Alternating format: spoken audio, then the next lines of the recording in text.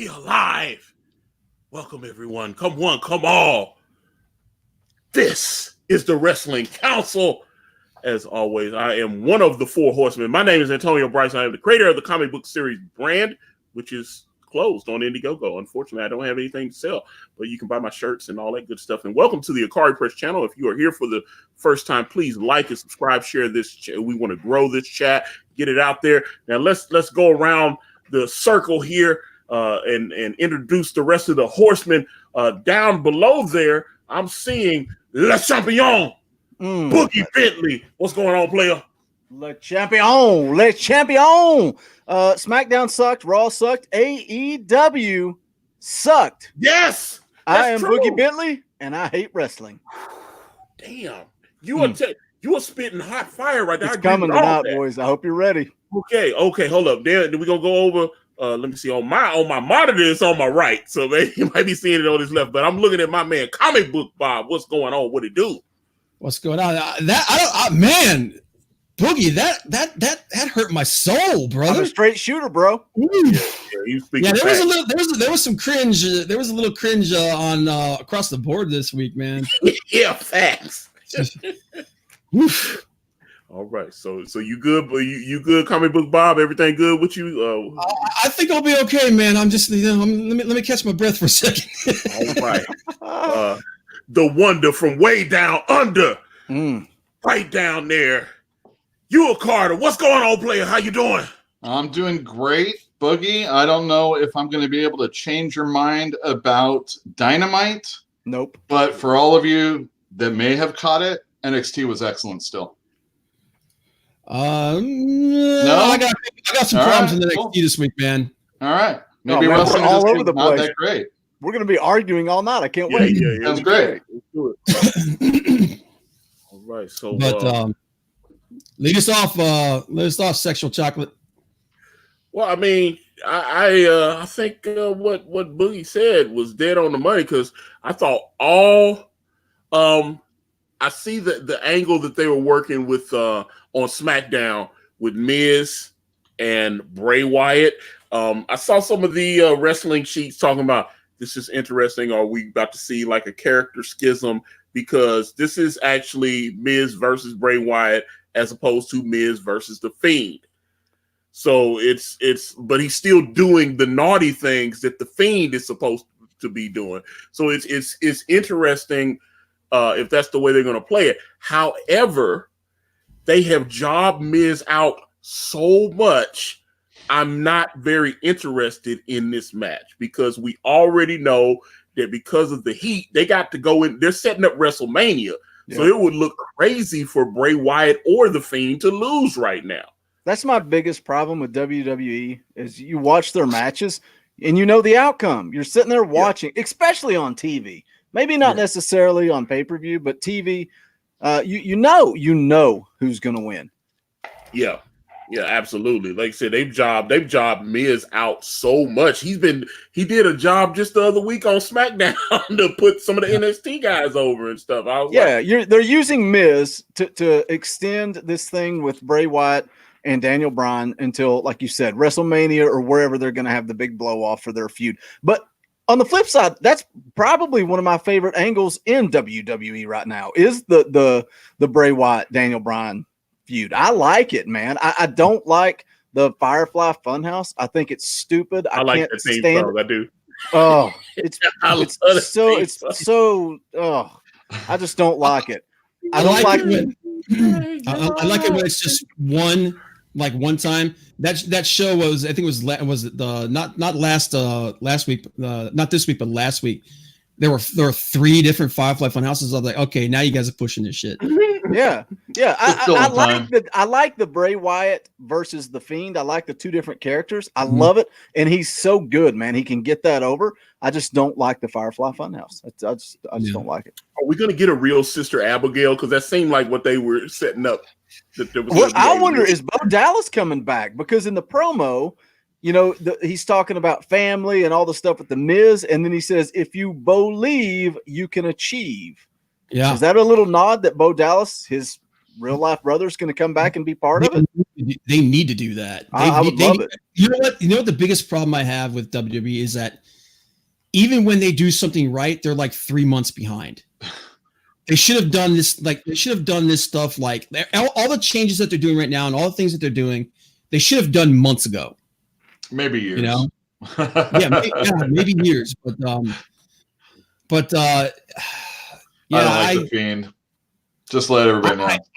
I'm not even going to walk. I don't like that new belt. I got to be honest, but I mean, he's got the Bray Wyatt Championship belt, and then he's got the Fiend belt, which is $6,000 on WWEshop.com. Yeah. Well, they're in the chat. They're saying if you don't like the Funhouse, you don't like the Fiend. That's not true, man. You can still do two different characters, split personalities, like the whole Dude Love, Mankind, Cactus Jack bit. You can still do that. I just don't like the Pee Wee Herman bit. It's just not fun to me. It's not fun. I liked it in the beginning when it had that sinister edge to it. I hated it in the beginning because I was like, what is with the stupid? I was like, the theme song grew on me, and then Bray started making me like it because I was like, why did they? Because I like the Wyatt family. Like when they came out and it was all that. I was digging it. I thought that was a hot angle, and I was like, okay. And then they were like, okay, so he started kind of getting a little cold, and I understand they had to keep reinventing because the people get bored.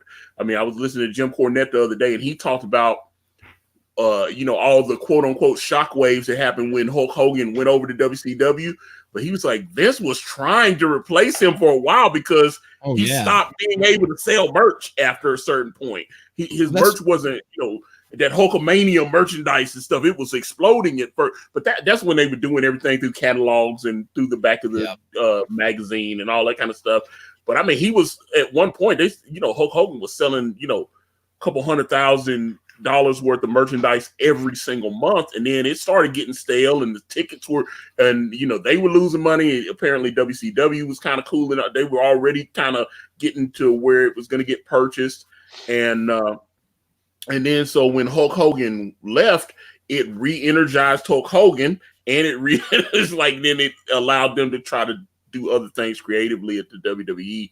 Can you imagine at that time if Hulk Hogan, you had access to his shirts? Like, they talk about Steve Austin breaking records, breaking all of his merch records. You can go to Kmart, you can go in a gas station down the street, and there's an Austin 316 shirt. But to get that Hogan shirt, it's like you said, you had to get your hands on that catalog and order it. But can you imagine if you could have got a Hulkamania shirt? Everybody would have had him. He would have sold so much merch, man. Like Austin was big, but freaking Hogan in the 80s, Hulkamania, everybody loved Hulk Hogan. Well, there was nothing else. Yeah, there was nobody bigger. Nobody bigger than Hogan during that period, man. No, not even close. He's arguably the legit first superstar. And and they did have a Hulkamania shirt at Hot Topic, but that was, he was one of the few. It wasn't like now pretty much all the WWE. That's one thing I've been watching. AEW there. Yeah. I've been watching even before that, Bullet Club. The Champion. Oh yeah. Bullet Club. Club definitely that Hot Topic deal. That was one of the things that they said that Vince was upset about is there were fans in the audience with Bullet Club shirts on, and they got contacted about, hey, we see people are wearing your merch, and he was embarrassed because they were showing Bullet Club merch on their TV, and they didn't have the rights to it. Dude, those Bullet Club shirts are in every promotion. Every promotion, the crowd is full of them, even still now. Mm-hmm. I got one. Next WWE pay-per-view event I go to, I'm wearing it. Well, I remember it was kind of fun to go to shows and then wear either an indie shirt, from some other person, some other company, maybe take a sign, TNA or something like that. I don't even like TNA necessarily, but anything to show Vince up. What was that? TNA used to be good. Yeah, it used to be good. Yeah, but although they had a very interesting segment this week, they had Tommy Dreamer take Joey Ryan to Wrestler's Court. That was awesome, dude. Was that actually on TV? It did air, but the full thing can be seen on the whatever website, the whatever YouTube channel they have now. It doesn't say Impact. It's like something whoever owns Access or whatever. I actually put it in the private chat there. Yeah, I need to. I've not watched it yet. I need to watch. Oh yeah, it's like 6 minutes, but it's great. He takes some shots at Jim Cornette. I love the fact that he's the normal one in that whole segment. Oh God! You know, Wrestler's Court is a real thing, right? It is, but that was definitely a goof. Because yeah. I'm just saying it is a real thing. You commit an offense, and the veteran in the locker room is going to be the judge, and you're going to sit down and go to Wrestler's Court. It is a thing that takes place. I've heard Cornette talk about that. Yeah. That's how the boys would settle up back, especially back in the day. Back in the day, that's how they. I'm taking over. I'm changing gears. Alex Jones Jr. in the chat. Oh, I see it. Do you guys like what's going on in WWE? Let me get some of this out of my system. You know what pisses me off about WWE this week? Roman Reigns handcuffed to the ring and dog food dumped on his head. Was stupid. Okay, Lana and Rusev get divorced in the middle of the ring. And this is what they advertised. They advertised SmackDown as Baron Corbin is going to embarrass Roman Reigns. So the main event is taking place. Roman Reigns versus Ziggler. You're just waiting on Baron Corbin to come out because you've already advertised that he's going to embarrass. How do you know? We all know wrestling is fake. Like that, the very beginning of SmackDown, they were like, Baron Corbin, King Corbin says he's going to embarrass Roman Reigns tonight. That was the top of right when the show went live. We all know it's fake, but quit slapping us in the face. Quit slapping. Not only that, but so many of the matches were just bad. Like that Alexa Bliss versus Mandy Rose match was awful. Alexa Bliss is only as good as the person she is wrestling. Yeah. And she can have good matches, but she's only as good. Dude, and I'm already over this Dana Brooke crap, this Elias and Dana Brooke crap. What is Elias supposed until Batista comes to the Hall of Fame, and then her and Batista can hook up in a match or something, right? I think they already hooked up.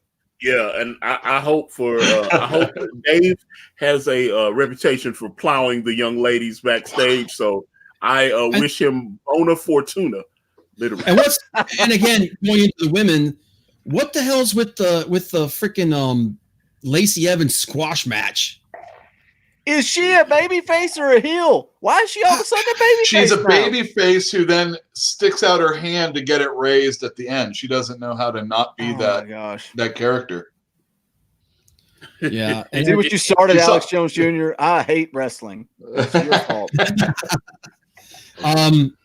Yeah, SmackDown was awful. I thought Raw was a little bit better. Terrible. And the Rusev Lana, they literally started off with I like the Becky Lynch match.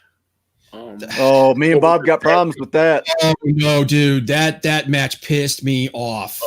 Okay. It's just more Vince throwing tag team wrestling out the window. 2-on-1, Antonio. Okay, here's the thing. I don't have a problem with Becky putting up some offense because she is a champ. She should be strong. Of the offense. She was beating them down most of the match, and then she get DQ'd so they didn't lose. She had to get DQ'd to lose. I was like, you were making those belts irrelevant. 2, you were making your tag champs look weak, and 3, you are making 2 of the best female wrestlers in the world look like crap. That's a good comment from Eddie Winkler right there. Lana was so good. So good. Dude, she lived her gimmick. Walking around Nashville with a freaking Russian accent, not breaking kayfabe. And now this trash. There were a few times she broke kayfabe when she announced that she got married and all that stuff. Well, that's when Vince got really major issues. Off. Yeah. But the matches I did like on Raw, I thought the Mysterio Styles match. I mean, of course, you got those 2 guys in the ring. It's going to be good. The finish was awful. They botched it. Yeah, the finish was awful. Rowan, I don't know what the hell they're doing with friggin' Rowan. It makes me want to vomit. Well, it doesn't matter now. He's gone. I actually Wait, liked they got rid of Rowan? No, Rowan is just no. Sorry. Yeah, my bad. The dude, I don't know what they're doing with him. I agree with you, but I did like the way they did that match. It's a job match. You know he's going to squash the guy, but I like the way the dude. It was different, man. He jumped out, grabbed the cage, and ran, and then tried to get him countered. It was something different instead of just a straight up squash match. And shout out to that dude. I don't have his name because I'm a terrible podcast host, but my co-host on ComicCast, Adam Wade Adams, he wrestles in Georgia, and he actually wrestles with that guy. So it's pretty cool to see somebody you get that spot on Raw. And the statement that the criminal investigation made, he said that they make the men's tag champs job out to their big names before. I hate it when they do that too. Yep. I hate it when they have when you have your tag team champions should be the best 2-man group that there is. And if and any one person, like I said, I don't have a problem with them getting offense in, but you need to make your tag champs look strong. And you know what I liked? What I liked on Raw, and it's dumb because everybody knew it was coming, but I like the Seth Rollins reveal. I thought that was the best thing about the entire show. Even though we all knew it was coming. It was coming though. That's what I was like, yeah.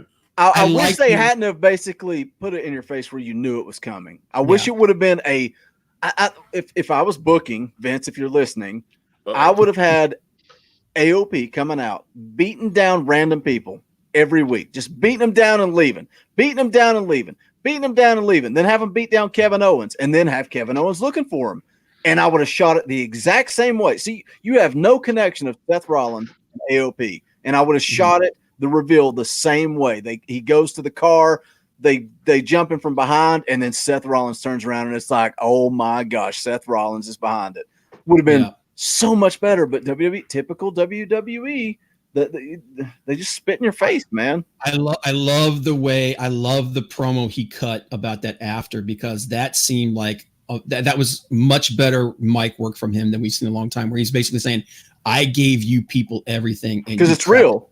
Because it's real. The best promos are 95% real. Yep. That was, you know what that was? That reminded me of the Die Rocky Die. Oh, when the Rock came out and he said, and he started off with it. He's like, die, Rocky, die. You want to know why this happened? That's why. I like that they did this with Seth. I think this, but again, this is something that should have happened months ago. But I did like. I want to let somebody else talk. It's the Boogie and Bob he's show. Not a very good. No, wait a minute. No, so CM Punk said that Seth Rollins isn't a very good face. Yeah, that's true. Yeah, I agree. I agree. I think he was better when he's heel. It's kind of nasally and kind of like he's like a weasel. The Buddy Murphy versus Zack Ryder match I thought was kind of flat. I like that they're putting Buddy Murphy over. But I mean, does him squashing Zack Ryder really, Well, who's he feuding with right now? Aleister Black, the guy that's had like 2 matches in the last 4 or 5 months. They're gonna have a great match at the pay-per-view, though. Yeah, it should be very good. What did you guys? Okay, now this was the match that I actually was very surprised by, and I was actually happy about it. What did you think about the Andrade Humberto Carrillo match? I'm pissed about it. Really? Why? Yes, because. Who am I always saying on this show is a star and they need to shoot to the moon? Andrade. Yeah. So true. Now you take Humberto Carrillo, who I've gone on record of saying WWE will not know how to use him, and they're going to try and they're going to fail, and then he's going to disappear. It's what's going to happen. This was a great match, but it was wasted because you have 2 good young talents. Both of them are very talented. Yeah. So when you put somebody over like that, where does Andrade go from here? And then you've got him and Zelina Vega arguing. What are you going to do? Put her with Carrillo? Because she is perfect with Andrade. It's like Lana and the whole Russian gimmick with Rusev. Don't screw this up. And they're going to. They're going to screw it up. Yeah. Well, I think the only thing about that match I was not happy about was the ending. I think they should. It was a great match. They should have put Andrade over. Or a DQ something. Have Zelina get involved. Sure. And the ref is like, oh, nope, you're done. And that's it. And then that's why he's upset Zelina. I don't know why they're going to break them up. But, I thought, again, I think this was the story of this week, is that there were a bunch of great matches, but a lot of the finishes sucked. Axis says, "Does Boogie like anything?" Not this week. No, not this week. Speaking of great matches with bad endings, the main event in NXT, when you had Tommaso Ciampa versus Finn Balor versus Keith Lee, why did they pin Keith Lee? If they're giving him this push, why did they? Don't get me wrong. I like the fact that Balor got the win. I think he needed it. I think he's been squashed the last couple of matches that he was in on the main roster. I think he needed this win. He needed this to kind of give him some momentum. But you're pushing Keith Lee, and then you're going to give him the pin over Keith Lee. Why? And the only thing I can think of is that Keith Lee is headed to the main roster. It might be that. Also, Ciampa is got to still be strong, even though he just jobbed to Balor also. But they do that. Matt Riddle, when he's had a few matches in a row lately where he's been losing, and it's for guys that are coming back or champs and that kind of stuff. So it just feels like it's kind of the pattern. If we're talking about the rinse and repeat kind of thing of WWE, that's probably it. Also, if Keith Lee goes to the main roster, No, and actually, Frank's over here. Frank Barrett's like, "Are you still in my rub, Bob?" Frank and I were talking about this. I actually, when I first watched the match, I was like, I hated it. I didn't like what happened. And then I watched it, I was like, okay, I'm better with this because I felt like Balor needed the win. But when you really think about it, there's no, like you said, they're trying to make Ciampa look strong, but they're pushing Keith Lee, but they don't want Finn to lose because it's going to make him look weak. There's no plus side to the outcome of this match. There's no real plus side to it. And it was a great match. But again, the ending was the ending was like, it's almost like there's no winning in this match. Well, I mean, I was like, all through that match, I was like, well, who's going to win this? I mean, they're all, I mean, actually Balor is coming across a little bit more like a heel anyway. So then he's going to go up against Adam Cole, and I was waiting for a baby. Anyway, and now they're going to be, I mean, Finn Balor sort of heel going up against full-fledged heel, and it's kind of weird when they have those matches. We got to hit that question from Chauncey Blakey. We got to hit that question. That's a good question. Throw it back up there, Antonio. All right, I got you. All right, before we get to that question, though, I got to ask you guys, did you see that friggin' bump that Dakota Kai took? She had like 8 staples or something from that. I love her, man. They told her, you should probably take the next couple shows off, and she's all, Dude, her head drilled that table. But she is, I love her heel turn, man. It shot her to the moon. That chick is tough as nails, man. But okay, let's get into this. Let's get into this. This is a good question, and I don't have an answer. Antonio, you got to go first. The best angle. I'm just at all the shows I've been watching, NXT, Raw. I got to be honest. There's not a major storyline that's been blowing. Because I'm confused by the Bray Wyatt Fiend thing now, especially now that they're doing the Miz angle. That one could, because I would have answered that. I was like, okay, Bray Wyatt, and now they're throwing Miz in there, and I was like, that's throwing me off. I think it's all just to extend it. I thought it was Daniel Bryan, so I thought they were. I was like, that confuses me. I don't know what's going on. But and like I said, I already know Miz can't win that because they've jobbed him out so much. So that wouldn't confuse me, but hey, there you go. Dude, that ref bump was awesome in that tag match. I just want to say that right now. Oh my God, dude! Again, that was Rick Knox did a good one. Rick Knox. When that happened, I was like, me and you are gonna be talking about, because Rick Knox is taking some crazy bumps in his career. But Comic Book Bob, what do you think? The best angle going right now. Oh man, I don't know about. That's a tough question, but I'll tell you an angle that really piqued my interest, because I think this could be something very cool. I would have to say right now it would be Jericho and the Inner Circle is the best. Really? Thing. Jericho himself, period. He's great. Anything he touches is just awesome. You know what I love about AEW though, and then I want Bob to finish his point. Criminal Imagination says here, Jericho versus Moxley is getting a good start and build up. They don't rush it. They take their time, right? First, you've got Moxley coming out, staring down Jericho. Next week, Jericho does the same. And it's kind of funny because it's like, this is what you did to me. I'm doing it to you. And then the promo this week, let's take our time. Here's your shirt. Go think about it. Go think about it. And then it's not just all one and done. We're talking about 3 weeks of buildup and they've not touched each other yet versus what I'm complaining about Andrade and Carrillo. We didn't even know that was a thing. All of a sudden they're screaming in Spanish. Let's have a match. and now Andrade lost. Why does everybody in WWE speak a different language? Even the backstage announcers are saying, I got to learn some different languages around here. That doesn't build angles when your audience doesn't know what's going on. Sorry, I'll tell you my what, rant. That's cool. I'll tell you what, I actually did anybody else get shades of the Crow Sting from WCW when Jericho put that shirt on his shoulders, like, come on. Kind of like that, going, come on, you're wearing our colors, man. You want to be with us. I love that he put it on his shoulder and then just walked away. Just walked away. There you go, and walked away. Well, now since we're talking about AEW, they have got to get their cameramen on the same page. Oh my God! They've got to fix those audio problems. I'm like, come on, man. Of course, this week they're muting people cussing in the audience. Yeah, let it go. Just let it go. You can't do that because you're trying to mute the audience and you're muting your interviews. Yeah, the biggest problem that AEW has right now is their production value.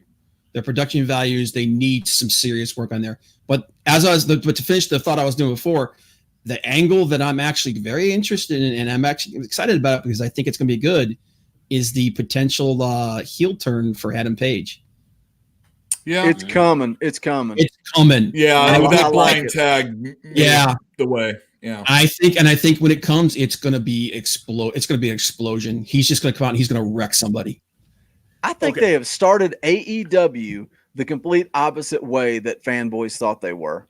Everybody thought they were going to push the Young Bucks. They're going to push. Everybody thought Adam Page was going to win the title, and it's like, man, it's almost. You want that, and you're not getting it. They're giving you something different, but I like that. What's your hottest angle right now? Well, I saw Axis in the chat say Cody Rhodes MJF. I think they're building that perfectly. It's not necessarily my most excited one. I'm most excited about, but it's being well done, and it's probably the one that comes to mind mostly. Again, another slow burn. Like everybody was waiting from day one for him to turn on him. I would say when Dakota Kai and what was her tag partner? Tegan Knox. Yeah, when they get together, that might be good, but it'll still be undercard, Yeah, Brian Caraway brings up a good point, and that's just more of the things that we've been saying about the women's division. They need to start building some direction with the women's division. Yeah. And build some storylines. Besides, by the way, again, the freaking Brandy Rhodes thing. I'm over it, dude. I'm done. It was slightly better than last week since it was. The only reason good is trash, dude. They need to move on. He needs to come out and look good with Cody. That's all he needs to do. Right. The only thing that was good about it this week was she looked good because she was showing the cleavage, man. She looked smoking hot. She always does, though, man. No, that was the only good thing about this crap.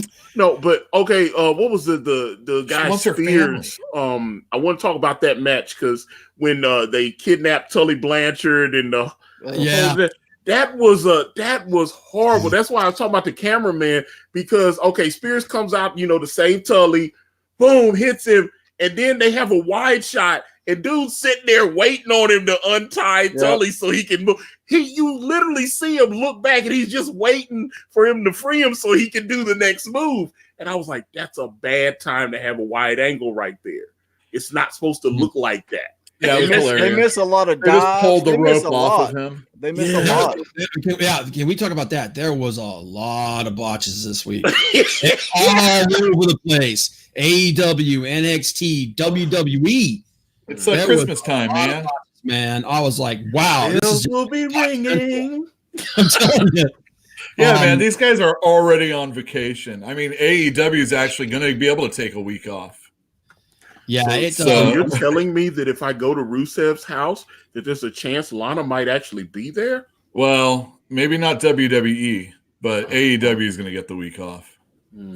I would say, but I will say this though: the Big Swole's match this week, she actually looked like she improved a little bit. That made me vomit. That match was thank you, Antonio. Thank you. It wasn't that bad. Oh, it was awful. I tried to be polite, and Antonio was like, "It was trash." No, I wanted. No, because I saw what was the chick that I said was good the other week? The alien. I thought her shit was hot, and I saw that, and I was like, oh, okay. It was I mean, she did the James Brown thing, and I was like, yeah. Like I said, and man, then the Tony Schiavone comment was even worse. Yeah, it was. God. She was. I mean, she's one dimensional. She's always been one dimensional. But at the very least, it looked like she was actually trying to put. I think it's because that this week they did that on Dark. They did the focus on her. So I think this week she came out with a little bit of like, okay, I got to try to make this look good. I mean, don't get me wrong, she's still one dimensional as hell, but at least it looked like she was trying. Man, I got a lot of bad stuff to say about AEW. Do you want with Emi Sakura? Do you want me to go down that road, or do you want me to tell you? Let's go, man. Let's get it. Here you go, all you AEW lovers. My favorite angle right now. Oh, yeah, please. Let me do that. Let me hit my favorite angle, because it might not be my favorite, but I just want to talk about it, and it's because Yule loved it from the beginning, and I crapped on it in the beginning, and now it's winning me over every week, and that's the Dark Order. Oh, yeah. I thought this week's was one of the best. I love it, Antonio. It was better than the other ones. Now they're getting more into it. I will agree that it is getting. I'm just like, come on, man. I don't know. Maybe I'm in that now generation where I need to get my shit now. No, I want it to be a slow burn, and I love that it's gone from Joe Blow businessman sitting at his house, all down and depressed. He's like, I got to join the Dark Order. To now we're getting into jobbers, and it's like you always lose. Join the Dark Order. And they advertise the website. I'm sitting on my couch. I'm like, I need to join the Dark Order. So I went to joindarkorder.com. Yeah, they got the website. And they want your name, your phone number, your email address. Really? They want everything. And then they want your story. I'm like, dude, I need to do it and say I'm a depressed, pathetic podcast host, and I want to join the Dark Order. Do it. You guys want me to take one for the team this week? The whole podcast wants to join the Dark Order. I'm telling you, man. Yeah, I went on the website, like I went on the Bubbly website, the little bit of the Bubbly. Yeah. I went to their website, then I got scared. I was like, they're going to show up on my front porch with like torches or something, trying to recruit me. Okay, my big issues with AEW this week. I got a lot of issues, but one of the big ones. Butcher and the Blade? Yes, we've talked about it before, though. They're making their referees look stupid. in the Butcher and the Blade. Butcher and the Blade. Who was the ref? Typical. It was Paul Turner. Yeah. Typical wrestling. I'm fine with it's you're trying to build to like you're going to get a hot tag. You come in, you pull the guy off the apron. That's all fine and dandy. I'm fine with heels cheating. I don't remember which one it was. The Butcher, the Blade, whatever. Comes in without a tag. Fine. That's fine. Yeah. They immediately shit can him. Throw him to the floor. That's fine. That's fine. Heels are going to try to cheat. So he grabs Cody, pulls him off the apron, misses the hot tag, slides back in the ring. Paul Turner's going, you got to get out. Yeah. 2, 3, 4. Guess what? 5 is a DQ. 4, you got to get out of the ring. 1, 2, back to 4. You got to get out of the ring 3 times. That's bad enough. Then he just stays in the ring. The other guy gets out. The Butcher goes for a cover. It's like, what is going on? Yeah. You made Paul Turner look like a complete idiot. And then Jim Ross is in the commentary booth going, these referees got to get control. And it just, man, it's little things that drive me nuts. But this has been a problem, and I've said it before. This is a problem that I've had since day one. You get these big scrums, especially between in tag, and it's all tag stuff. Great matches, but are there any freaking rules? I don't have a problem when it's the end of the match and there's a hot tag and chaos ensues. I'm fine with that. But in the middle of the match, when you let a guy come in and not only come into the ring, but he doesn't make a tag and the other guy just gets out, that's a huge problem for me. I'm nitpicking. That's been a problem I've had for a while. Like you said, I don't mind if it's at the end, because at the end it's like when it all cuts loose. But the legal guys better still be going for pinfalls. That's a huge problem for me. The thing is, but we've had quite a few tag matches where it happens at the beginning, happens in the middle. Yep. The guys are in there. All four of them are in there for like 15, 20 seconds. It's like, dude, do your job. You know, I know it. I know it's freaking staged, but come on. For those wondering if I liked anything, I loved the main event. I'll say that I did love it. Like I said, a lot of great wrestling. Just there were little things thrown in at the end on top of them and stuff. That was like, what the hell is this stuff? Like that. Yeah, that Kenny Omega, Hangman Page versus Kip Sabian, and my brain doesn't want to work right now. Sean Spears. Great match. But that again, ending was bad though. Ending was bad. It was bad. Well, not only that, so it's a heel that walks out on the match, meaning that the two faces are facing the one heel in the ring by himself. And if you're trying to get your good guys over, that isn't the way to do it. At least you wouldn't want to make it that way. Well, this is, I think, a little bit more of that. Well, you got to remember too, though, that Omega and Kip Sabian have a little bit of a row going with each other. Sure, because they had that match. They had that match on Dark as well. But and the match on Dark is what colored my opinion about this tag match, because they did the same thing in this match that they did in that match, and I'm like, why are you bringing her into this? Like, okay, so I'm okay with her interfering, but it was almost beat for beat what she did in the singles match. All right, hold on. Let me get a flag on the play right quick, and let me get the super chat from Criminal Imagination. He says, my pet peeve with refs in wrestling is when the heel illegal partner is welcome to come in, but the babyface, you better stay in your car.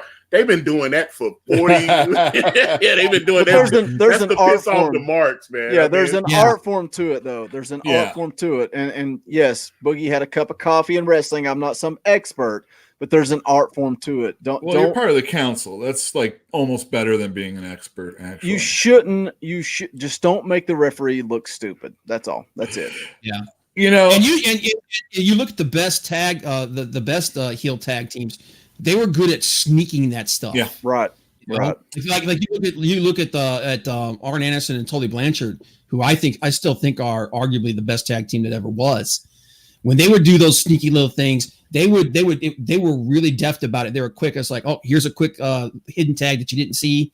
You know, I love the spot. I love the spot where you pull the babyface off the apron right as they're going for the hot tag. I love that. And I watched a match one time. It was the guy that I actually used to wrestle for locally. And I was in the crowd watching it. And I went to him after the match and I said, who booked that? I said, this was one of the greatest tag matches. And the whole match was all about the babyface on the apron trying to get the tag. That's who they went after. And they found unique ways to get that guy off the apron so they couldn't make the tag. It wasn't so much as beating down the guy in the ring as much as it was preventing the tag from taking place. And they did so many different creative ways to do that. Yeah, but when they finally do get the tag off, the people go nuts. Right. Yeah, it's a big pop. But when it's the same old bull crap, when it's the same old, oh, I'm going to pick you up and you're reaching out, or I'm going to grab your leg, and then you're going to hit me with an Enziger. It's like, I've seen this, bro. Give me something different. Well, one thing Cornette talked about is he said, I know it's a work, but you have to have rules and that the audience understands, i.e. none of this, hey, I'm just going to touch the guy on the back and that counts as a tag. He was talking about when in his promotions and when he worked, you had to at least touch the guy's hand. Yep, hand slap. Instead of, just like, oh, they just tag you on the back and so now I can come in. This kind of thing. So he, I thought Cornette was dead on the money about that. I mean, I agree with him like 95% of the time when he's talking on the road. Well, and a hot tag should be a shock. It should be, it shouldn't be, Okay, double down, double clothesline, whatever. We're both down. We're crawling to the corner. That's not a hot tag. A hot tag is Ricky Morton shocks you, rolls through, tag, boom. That's a hot tag. Yep. Comes off a Canadian destroyer and dives into his friggin' tag team partner. You know, that kind of stuff. But wow, we kind of hit the brakes on there for a second. No, man. I was waiting to hear what you were gonna say. Dude, I'm telling you. I like. Remember old wrestling, Flair? Yeah. You know, WCW. He puts you in a headlock, and then he drags you around. The ref's over here, and then he punches you in the face. That's how you throw a punch. We got way. I get a little upset about this sometimes when I think about how many punches are thrown during a match these days. It's the art of wrestling, you know, making something happen. If there isn't a punch involved, you know, it's one thing if you're going up against the Big Show, or whoever's big these days, Braun Strowman. Exactly, but I mean, come on, we allowed when they started allowing MMA into wrestling, and the kicking happened a lot more. It started. I don't know. There's a crazy confusion about like how to put a match together, but punching is just one of the things that irks me more than anything. Wow. Open hand, at least. You want an open hand? Yeah, open hand. Okay. I follow. I mean, like I'd always ask my dad.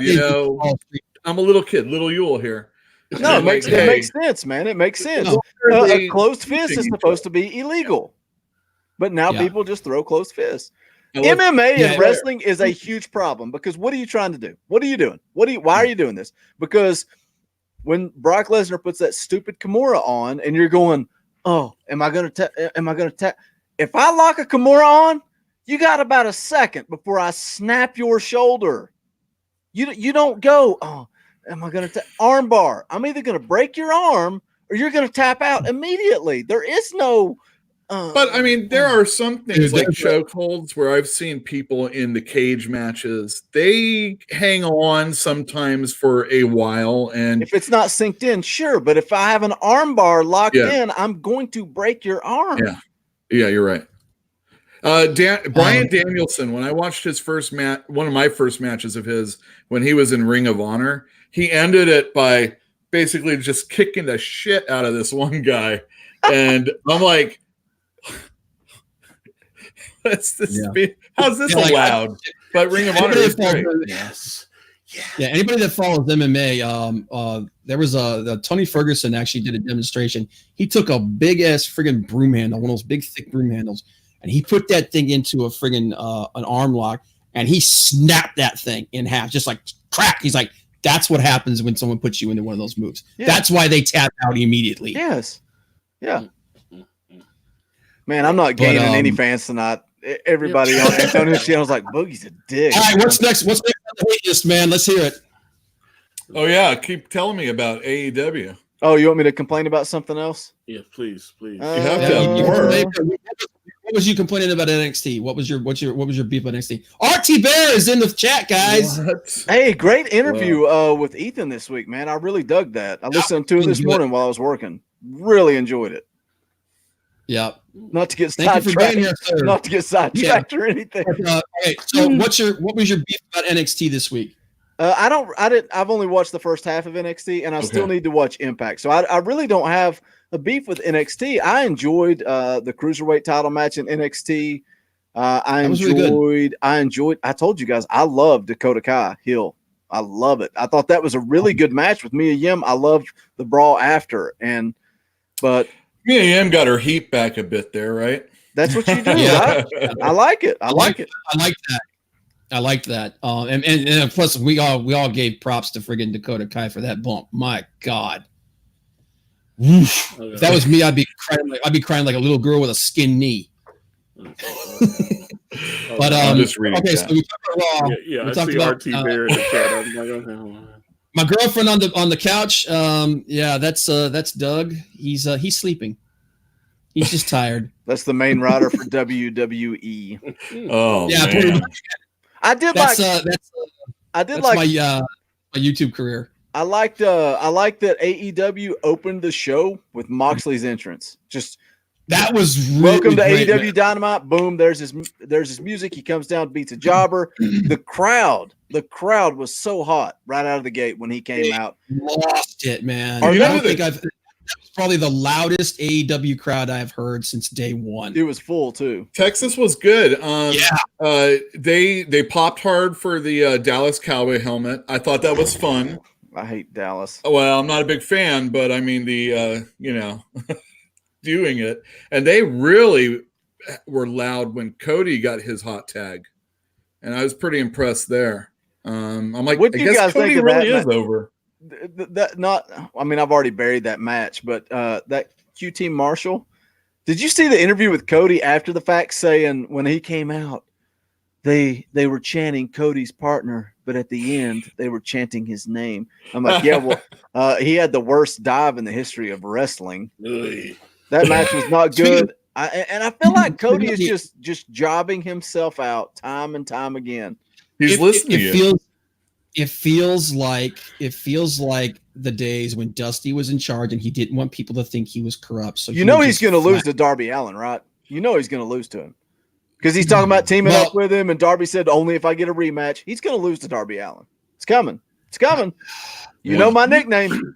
Yeah, that's actually an interesting point when you guys talking about the people jobbing out everything.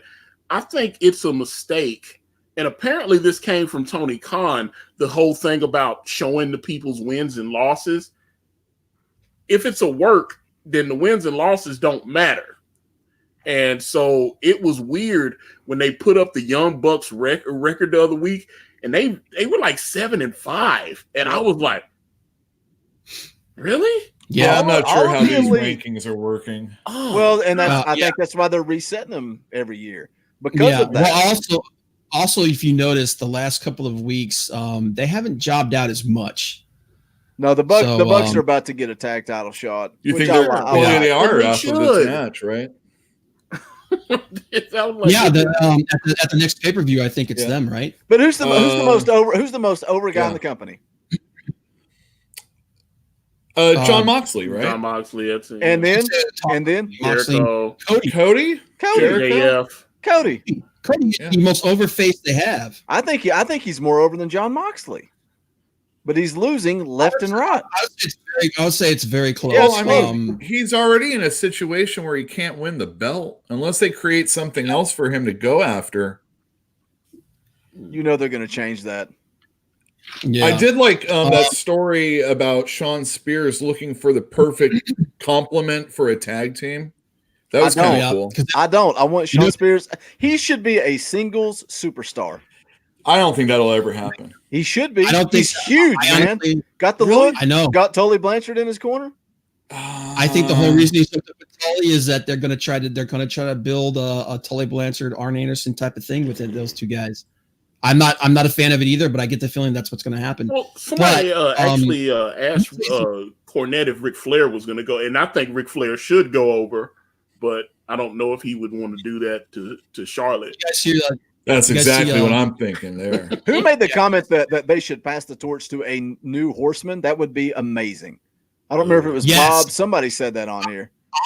I wanted Tully because Arn is over there with them too right now. Right. Arn and Tully to come out and the two of them put together a new horseman. It won't work as much without Flair, though. You don't have. You gotta have Flair, right? Yeah, you don't have Flair. And them saying, "Hey, these are the horsemen." It's gonna be lame without Flair. I don't know, dude. Man. I think you need Barry Windham or someone like that as well. That would be nice. Like you get Barry Windham. Cool you get the two of them over there. You got Tully and Arn, who are two of the original. And then who were both put with Flair because he's Flair. Flair comes down for one, like maybe even just one show, and he's there with them, and he's like, and it's the blessing of the original Horsemen, and they introduce that one last member and have it be someone that is just completely shocking. Okay, so here's the deal. This is the new question. Who's your four horsemen in AEW? Ooh. Oh my God. You gotta have Sean Spears. Sean Spears is in. Hangman Adam Page. Oh, that's a good one. Okay. That's a good one. I think Page fits really well into the Arn Anderson and MJF. Okay? So those three. Those two. MJF I think would MJF. be good. MJF, yeah. Dude, Sean Spears, Adam Page, MJF. We can't argue. That's 3 of the 4. Who's the 4th one? Yeah. I think you Cody? Huh? Cody. I'd be down with that too. His dad was never a horseman. That would be great. Incredible. Cody won't be with those guys though. Oh, I like it. I like it, Antonio. Now, down the line, when Cody makes his heel turn, and we know that's going to happen at some point. All right, let me ask you a question. If those are the guys, then who are the tag team technicians within these 4? I think Cody would be the leader. I would put Adam Page in a tag team with somebody. Yeah. All right. Oh, and then who's the enforcer? Dude, Spears? I would go Adam Page and Sean Spears as a tag team. And you're going to make... I would take MJF, the middle card guy, and Cody, the top guy. They do need another title. I need somebody better than MJF, then I think. Next year, I think they said they're supposed to debut a mid-card title. Okay, yeah, because they definitely need another title. I was like, they need another belt, man. Yeah. Keep it there, though. Keep it there. Don't go nuts. Yeah, don't go world title, mid-card title, women's title. That's all you need. 24/7 title. Stop. Cody, but Arn was the enforcer, but he was a tag guy. Yeah. You're right. You're right. Arn was with Tully. Well, originally it was Ole and Tully. Yeah, I appreciate you not using Ole. Brian Caraway says Rhodes is a horseman. Oh, that's why I like it. That's why I like it. Never happened before. Yeah, but I mean, how many 4 horsemen groups are there? There's Ronda Rousey's group. There's Charlotte Flair's group. But when you can get Tully and Arn and Ric Flair to pass the torch, this becomes legit. Yeah. Dude, well, you know what would be cool is if you had Tully and Arn both putting together their own 4 horsemen, and then they go against each other to figure out who's going to be. But then Arn and Flair show up and they turn on one of the other groups, and then you got your. Come on, that's horsemen. WWE booking. Whereas me and Antonio, we just put together the real horsemen, Bob. Come on. Yeah. I'm just saying, man, if you want to get goofy with it. Well, I mean, the way you describe it, it does it comes off as NWO Wolfpack versus NWO Black and White. Yeah, that kind of vibe. But, which works. I don't. Me personally, we know that Cody's not going to be a horseman. We at least not in the beginning. When he does his eventual heel turn, that would be great. What's the person on the outside? Like, I don't think he would be a good fit for this, but like we know Marty Scurll's coming. Who's somebody on the outside that they could bring in that would be that holy shit moment? Nobody. Jake Hager. It's kind of like in comic books. You know how like there aren't really any superstars? You can call your wrestlers superstars, but they're not selling merch like Hogan, CM Punk, Stone Cold Steve Austin. I mean, the only reason why their top seller is because that's the only shirt they bring with them to the shows. Yeah, you know what I'm really worried about with all this talk about Spears looking for his perfect tag team partner. Who is it that's about to come up and become a free agent and has a connection to Tully Blanchard? His daughter, Tessa Blanchard. Yeah. Oh, so she'll be the champ. All right. And who is it that's been doing this thing where she's wrestling men? Please no, please God no, don't do it. I got a real bad feeling. I don't know. I think she's. Ooh, Drew McIntyre. Yes, I agree with that. Drew McIntyre. That's that'd be a good one. I hate the way they book him in WWE. They ruined him. AEW could get their hands on Bryan Danielson. For me personally, that would excite me more than any other person they could sign. I don't think it's going to happen. I don't think it's going to happen. I don't think that's going to happen. I mean, if I could see him actually get kicked in the head again. Dude, I saw people talking about him. He's going to come out with a shaved head, and he's going to be the American Dragon again. Mm-hmm. Oh, that would make me so happy. But I can't wait till SmackDown. I do want to see, since he did get supposedly shaved under the stage. I haven't seen any photos of him yet. So but people are going to be like, if they did that, they would go, "Who the crap's the American Dragon?" People they don't know what that is. I agree, Eddie. I think he's going to win the world title and get woke. You guys able to hear me? No, we can hear you. Yeah. You may have muted yourself temporarily there. Dude, we didn't even talk about WWE releasing Luke Harper, Sin Cara, and The Ascension. We didn't talk about Vicky Guerrero showing up at AEW either.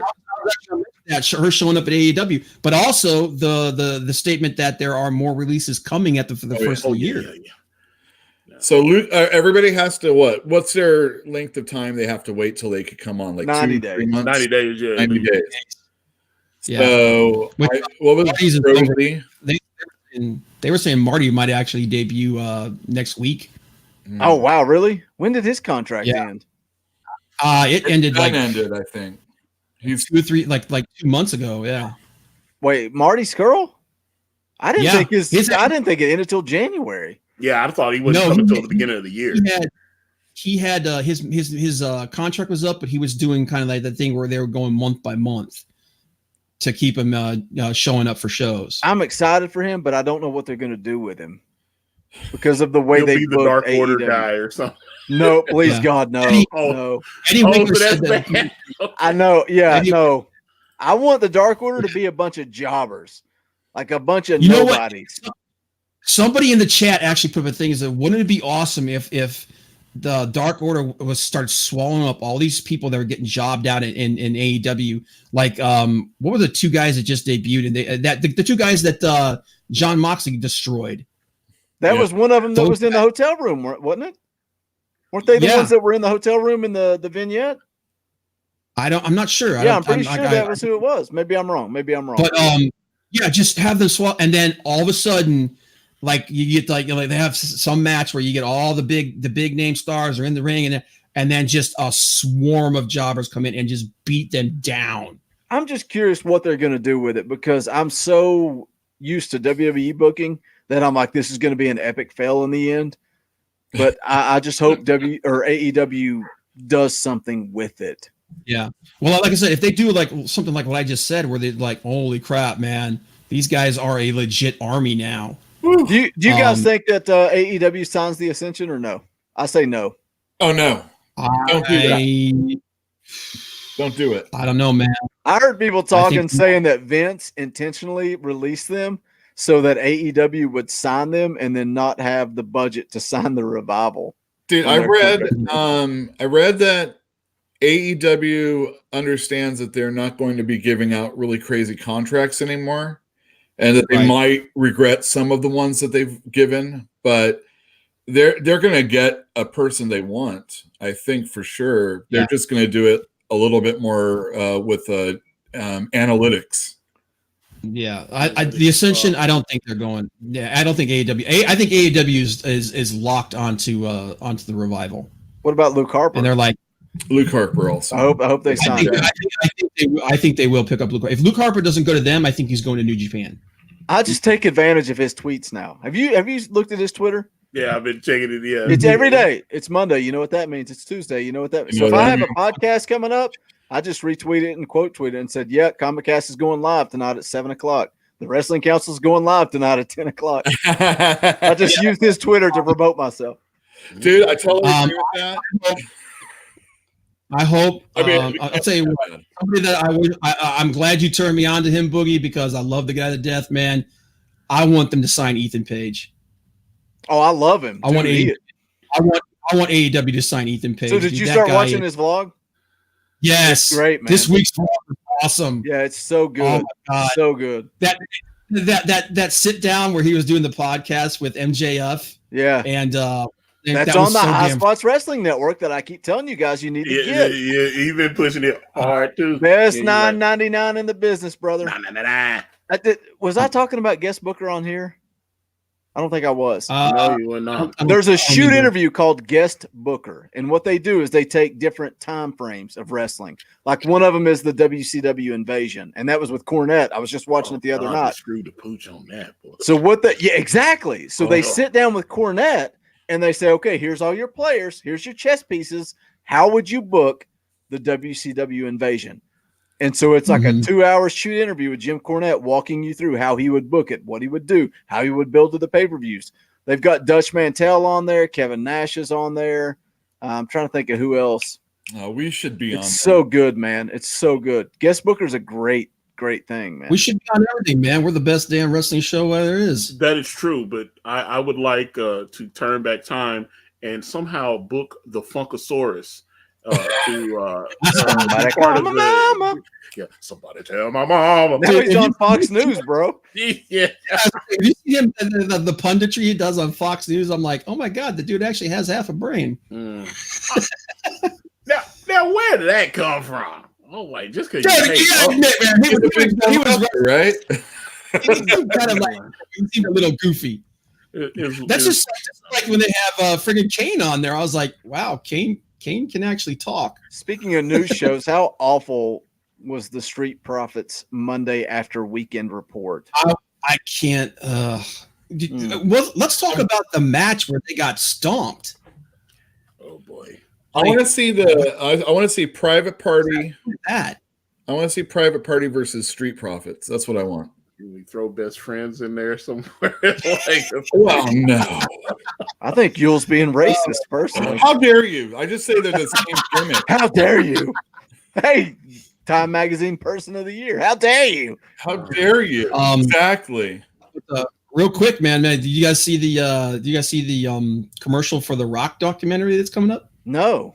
I need to peep it. They're doing a Rock documentary on ESPN, just like they did with like Flair. Oh, the 30 for 30? That'd be great. No, this is like a legendary. Flair. Yeah, this is just for 30. this is just a full. This is just it's not connected to 30 to 30. I don't believe. This is just like a Rock.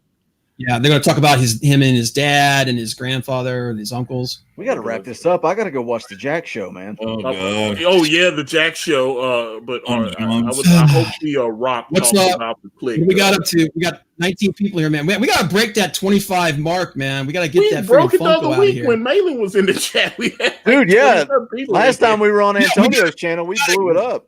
Yeah, but they weren't streaming against us, so that's true. We gotta get them on here so we can get to that 50 and give that freaking thing away. It's like the freaking Annabelle just sitting over there staring at me. We have to go like an hour early, dude. Once we get the 50, then it's 100, and I've got pop vinyls and stuff like that for days. Oh yeah, you was thinking about getting comic shop. You that's need right. to give stuff away, not me. Well, I was do the Andre first, and then we'll get the ball rolling, and then we can get some. Look at all these pop vinyls I have back there. Hey, let's hit 50 people next week on my channel. That's what we need to do. There we go. We will be on the SNB network next week, hosted by your man Boogie Bentley, Le Champion. Do we really even have a host? It's so funny because we're all hosts. We all just cut each other. Yeah, but I mean, you're hosting next week, so that's what I'm saying. We're all hosts. Like I'm hosting this week, you're hosting, and then I believe it will be Yule's turn. Yeah, and then it'll come back to me, and it'll be back to you and Bob. We should start thinking about best wrestlers and worst wrestlers or angles. I know we kind of talked about that already, but that'll be like a few weeks. Wrestler Gilbert, whatever the hell that guy's name was. Oh, what are we gonna do? Like yearly awards? I wouldn't say like awards. Slammies or something. We might think about it. You could kind of. I'm down for that. Although if we do it like on the Wrestling Council Twitter, like set up polls to see what people, like let the fans vote, make it very interactive. Yeah, what we do on completely opposite direction. On Comic Cast, we do like a nomination show. So like we would let's just do this. We come up with categories. So male wrestler of the year, female wrestler of the year, blah, blah, blah. We come on here, we all bring our lists and we argue about it. And then we have to narrow it down to 4. And then we'll put the poll on Twitter and let the fans vote. Yeah. So we are in charge of bringing 4 and then we'll let the fans vote. Maybe we do it the first show in January or something. I'm good with that. Cool with that. God, that's gonna be so hard though, trying to figure out because like for Comic Cast, I take notes all year long. Oh God, this is gonna be hard. We got a year's worth of wrestling that we can draw from. I mean, I know, but I can't. Like I remember what the best. Chris Jericho's getting nominated for something because he is Le Champion. Well, promo, definitely. Yeah, you go a little bit of the bubbly. Either best on the mic or best promotional item because that friggin' champagne just disappeared. Yeah, so there we go. But hey, okay, guys, check us all out. The links to Everybody's social media stuff will be in the description of this broadcast. I would very much like to thank Comic Book Bob, Big Yule Carter, and my homie, Le Champion, Boogie Bentley, who will be hosting the Wrestling Council on his channel next week. You can check my favorite channel description there to see the SMB network. Click on that link, subscribe. He does Talking Balls and Comic Cast and great shows there on his channel. Hey guys, we've had a lot of fun this week.